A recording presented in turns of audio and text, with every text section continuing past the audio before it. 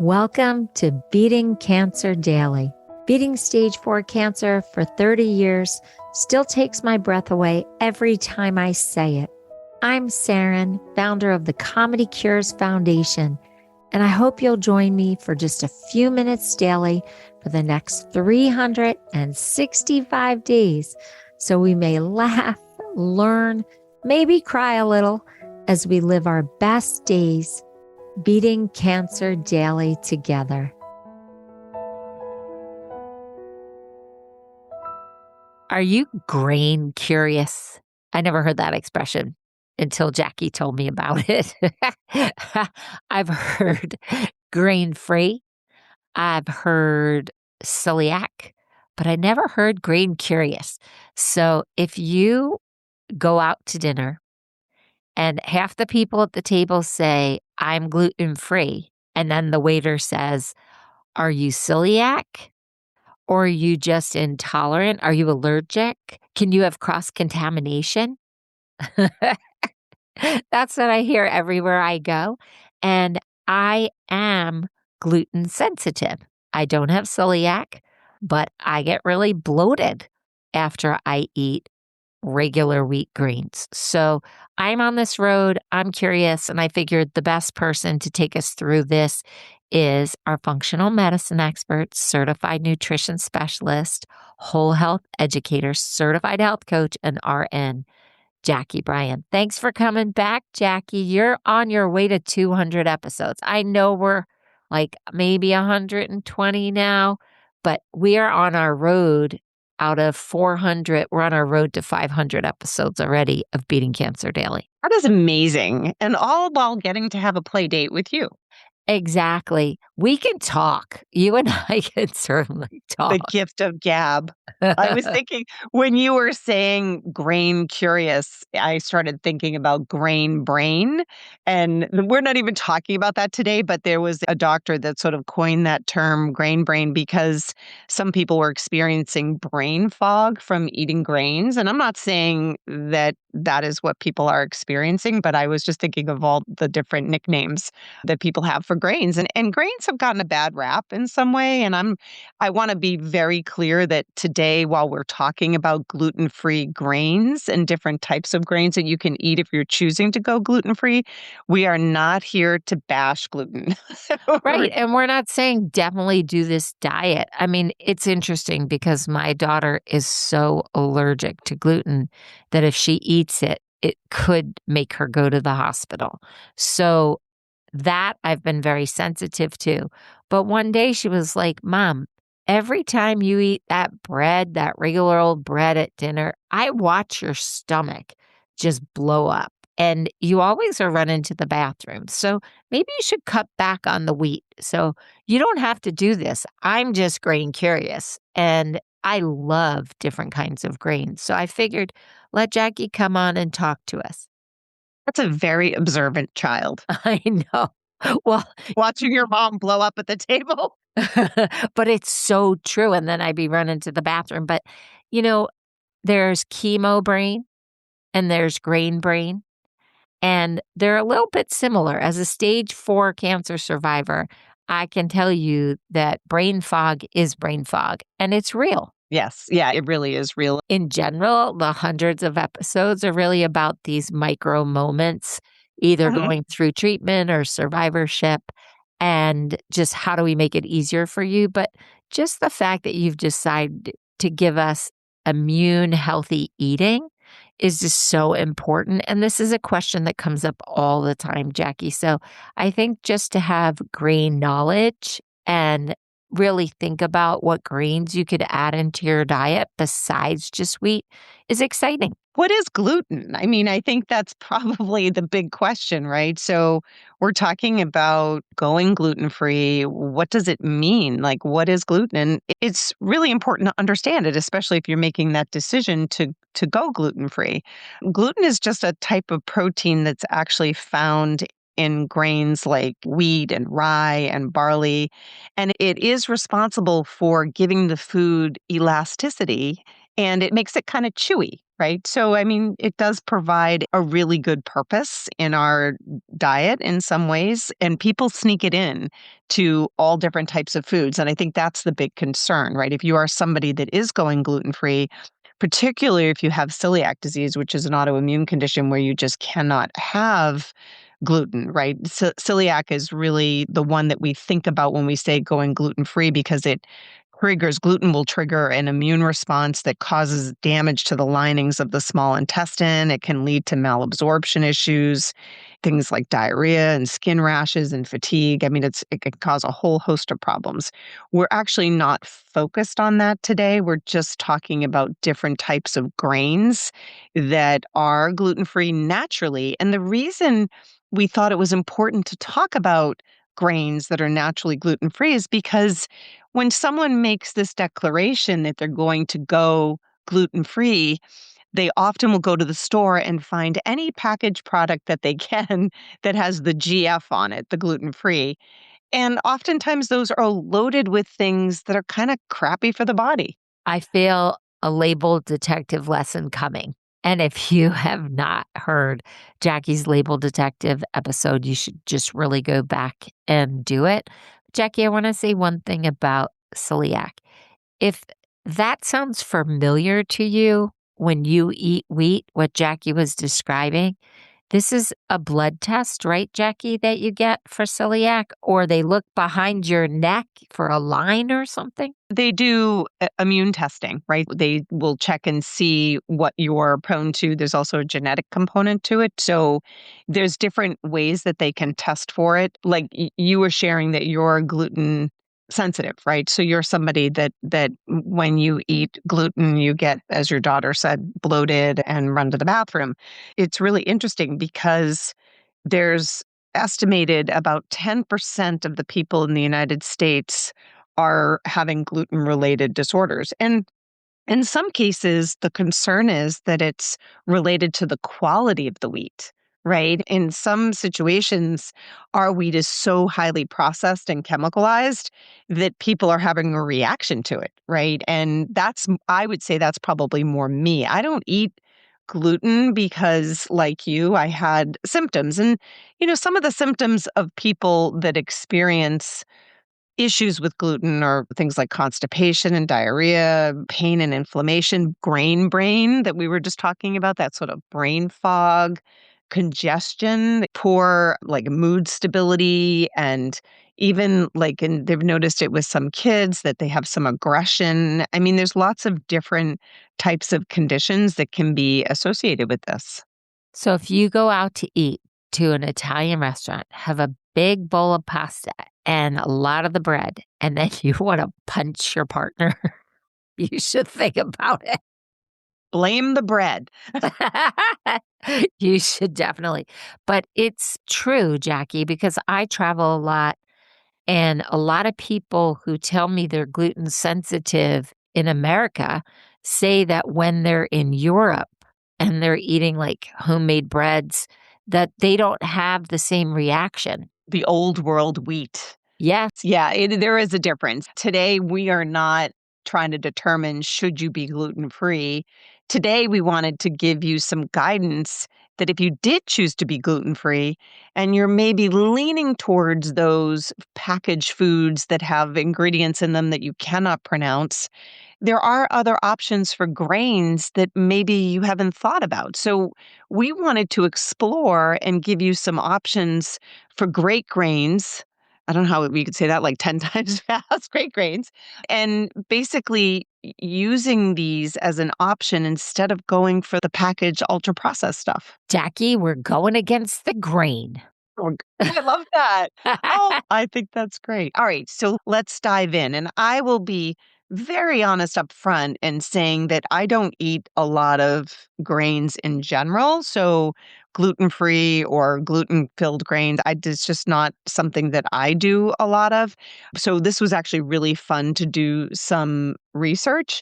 But the first one is sorghum, right? Now there's a name for you. And that's your really hearty choice. And this is one that is very chewy.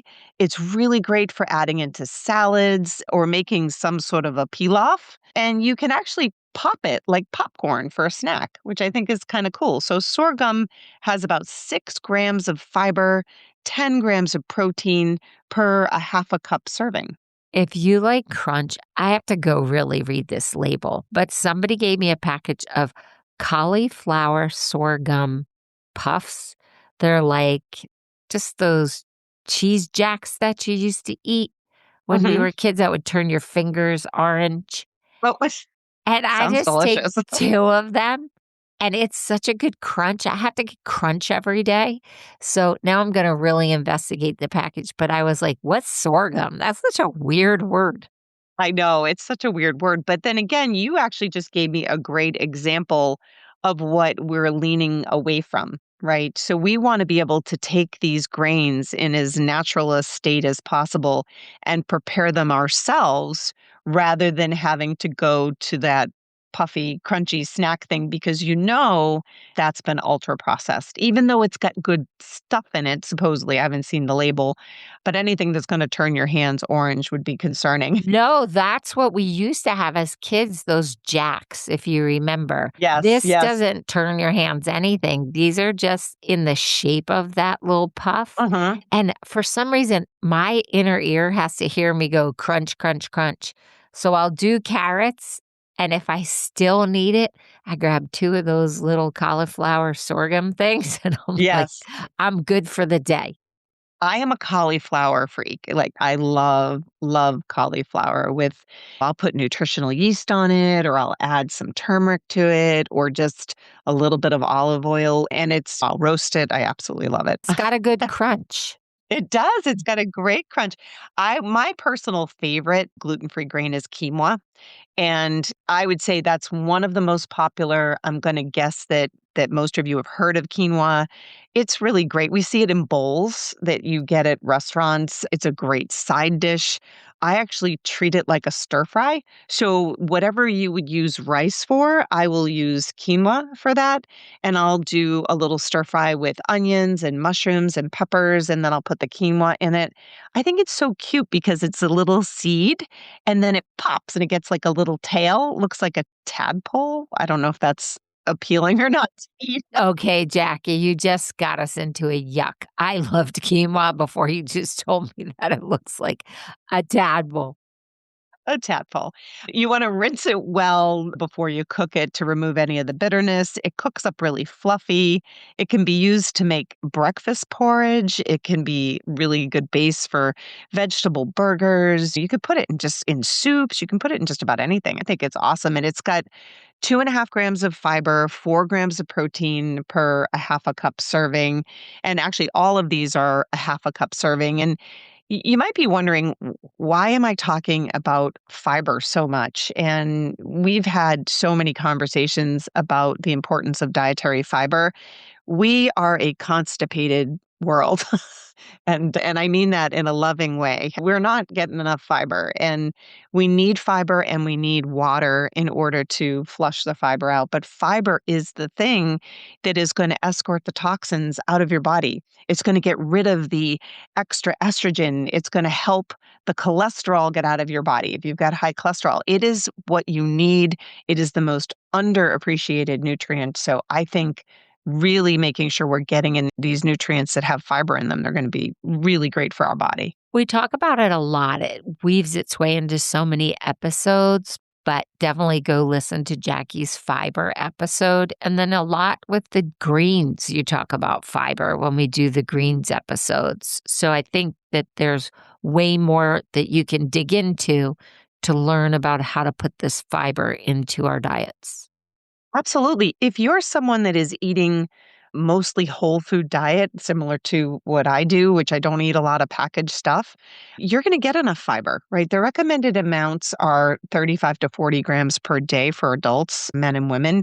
But there's a lot of research out there that says even more would be beneficial. But again, you want to advance it slowly because we don't want to get gassy and bloated and be kind of miserable because that's what can happen with too much fiber. Yeah, and if you listen to the most hated vegetable Oh, episode, it is one of my favorites. It's our Brussels sprouts episode. You'll learn a lot about fiber and Brussels sprouts. I'm still upset about that name. It is I one of think my we were gonna favorite. help the PR, the Brussels sprout marketing. We were gonna help them out a little bit because they're just nutritional powerhouses, but they're very rich in fiber for sure. Jackie, I was surprised to learn that kamut, is that how you say it? Kamut, Mhm. was not on the list of grains if you're trying to go gluten-free. No, it's not on my list. I actually was gonna jump into amaranth right now, which is tiny but mighty. In a half a cup serving, it's got 2.5 grams of fiber, 4.5 grams of protein. And amaranth, I think, is one that people get confused about. They don't know how to use it. And I actually was someone that needed to look it up as to how you would normally prepare it, but there's lots of different uses for it. It's really good for thickening soups and stews. Some people have it as a porridge for breakfast. So there's lots of different options for this use. The one that I see in restaurants on occasion is buckwheat, and people will steer away from buckwheat because of the word wheat. It's got wheat in there, and people think, "Oh, I can't have it if I'm gluten free," but it's actually not wheat. And it is gluten free, and it's used to make pancakes and soba noodles. It's really good when you soak it overnight with some oats. So it's kind of mixed in there, and that would be very fiber rich because the half a cup of buckwheat is 2.5 grams of fiber, 3 grams of protein. So it's got a lot of wonderful nutrients in there for you. I love sautéing it with some onions and mushrooms. It is so Yes. good, Jackie. Yes, it's delicious. Oats is the one that we think about. I think quinoa and oats are the most popular. Oats are things that we think about only for breakfast, right? It's sort of the breakfast champion, but you can use it sort of all day long. I mean, oats are good for breakfast and cereals and granolas. They're good for baking, but you can also blend them into a flour and use them for gluten-free baking recipes on things like chicken and fish. I put oats in my smoothies, but there are some oats that are cross-contaminated with wheat, so you have to really check the label to make sure that you're not getting oats that are cross-contaminated. Yes, yeah. If you are purchasing oats, you wanna make sure that they say gluten-free on them because they are, especially if you are celiac, right? If you're just doing this as a dietary change or you have a little bit of an intolerance, maybe that's not quite as important, but it's one of the reasons, like you said, Saran, you go to a restaurant and they say, "Is this a allergy to gluten or is it just an intolerance?" And that will determine how your chef will also prepare your dinner for sure. Rice can sometimes be cross-contaminated, so depending on your sensitivity level, you really have to know. One thing just to be mindful of when it comes to brown rice or any rice for that matter, even if it's organic, it can have a little bit of arsenic in it. And that's just naturally occurring. So we don't want to have too much of it throughout the course of the week, but a little bit here and there is fine. And then the last grain I want to talk about was one that I really didn't know much about. It's called teff. And teff is an Ethiopian staple. It's very small. It's packed with flavor and nutrients, and teff is spelled Teff, just in case you're wanting to look it up. It is traditionally used to make injera, which is a Ethiopian flatbread, and you can also use it to thicken stews, and it's got a warm, kinda nutty texture and flavor to it, so it's one that I'm actually interested in trying because I just think it's kind of fun to try new things. So those are our top gluten-free grains: the sorghum, quinoa, amaranth, buckwheat, oats, making sure that they're gluten-free, rice, making sure that they're gluten-free, and then teff. So I think it might be worth giving it a try. You could even try making some muffins or using them as a side dish or building them into a bowl. And if you do this, I'm curious, I'd love to hear from you, Saran, and I love to hear about some of these adventures that you try in your kitchen. We want to hear what you're up to.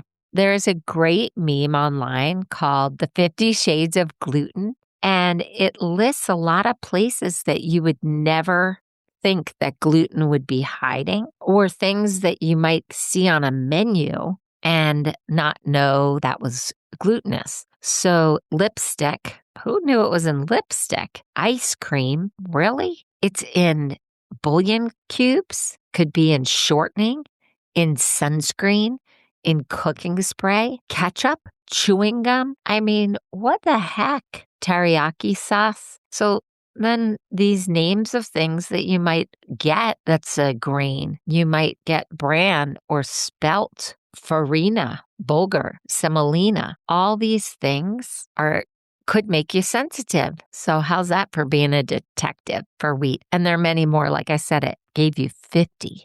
They put it in salad dressings, it goes in other condiments, deli meats. Licorice. I heard it could be in licorice. What are you doing putting wheat in licorice for? Yeah, they sneak it in different places. The bottom line is if you've made the decision to go gluten-free for a health reason, whether it's digestive issues or you have celiac or you're just supporting your immune system in a different way, steer clear, if possible, of some of the packaged products and leaning more towards these whole foods that you can be creative with. I know that just researching this podcast got me excited about trying some of these for my family as well. But Jacqui, it can be in alcohol. You have to be careful because there is gluten in alcohol. So you Well, it need is. to. That's what beer, when you think about what beer is made of, right? Hops, right? So that's got gluten in it. And that's we can have people listen to our alcohol episode. We don't want people to be consuming gluten in a way. And oftentimes they will, if you're avoiding gluten, you'll go more towards wine or something like that, or no alcohol at all. And it can be in candy. There's just so many ways this sneaks into our lives. So if you want to really investigate it, we just wanted to start talking about it. I love all these different alternatives. I have some of them already, but Jacqui, I didn't know about TEFs. So thank you so much for that. This was fun. Exciting. I feel like a grain detective now. Yeah. So thank you, Jacqui Bryan, and thank you for listening. It is amazing that we are in over 140 countries now, and we just love hearing how you're doing our episodes. What is working for you? What are you struggling with? You can go to comedycures.org and go to the contact menu and write to us, or go to the podcast section and just record a message, and I'll share it with Jacqui. Have a blessed day, and I'll see you tomorrow. If you loved today's episode, then tell the world. Why? Because Beating Cancer Daily is a listener and donor supported experience. So the more people you tell and the more people that join us, the more robust and interesting programs our nonprofit, the Comedy Cures Foundation, can bring to you throughout the year. So if you have some extra change, I'd love you to go to comedycures.org and make a donation today of whatever level is comfortable for you. And it will be tax deductible to the extent allowed by law, because Comedy Cures is a nonprofit 501c3 organization founded from my chemo chair, April 1999, and we've been going strong ever since. So please consider making a donation today and help our community and this podcast thrive. Guess what time it is? It's time for me to read the disclaimer. Beating Cancer Daily and the membership circle are not in lieu of medical advice or treatment. They are for entertainment purposes only. Please consult your healthcare team to review your best strategy. Thanks for listening. See you guys tomorrow.